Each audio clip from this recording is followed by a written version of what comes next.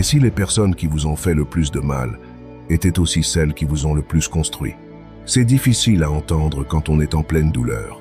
Quand quelqu'un nous a trahis, blessés, déçus, tout ce qu'on voit, c'est la blessure.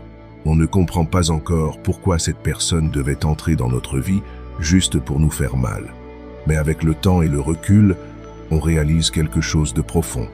Chaque personne qui croise notre chemin a un rôle à jouer. Les bonnes personnes sont évidentes. Elles nous élèvent. Elles croient en nous-mêmes quand nous doutons. Elles sont là dans les moments difficiles. Elles nous inspirent à devenir meilleurs. Elles nous montrent ce que sont de vraies relations saines, équilibrées, respectueuses. Mais les mauvaises personnes, elles aussi ont leur place, même si c'est douloureux à admettre. Parce qu'elles nous enseignent des leçons que les bonnes personnes ne peuvent pas nous apprendre. Elles nous montrent ce que nous ne voulons plus accepter dans notre vie. Elles nous apprennent à reconnaître les signaux d'alarme. Elles nous forcent à développer des limites plus fortes. Elles nous enseignent la valeur du respect de soi.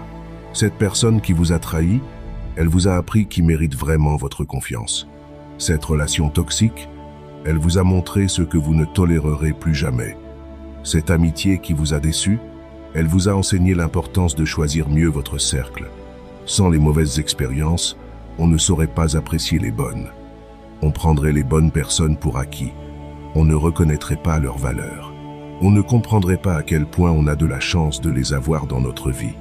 Les bonnes personnes nous construisent, les mauvaises nous apprennent. Et les deux sont absolument nécessaires. Si vous avez bien compris le message transmis dans cette vidéo, je vous prie de juste prendre 8 secondes pour mettre le mot « bien reçu » en commentaire. C'est juste une manière pour moi de savoir que vous avez regardé la vidéo jusqu'à la fin et compris le message.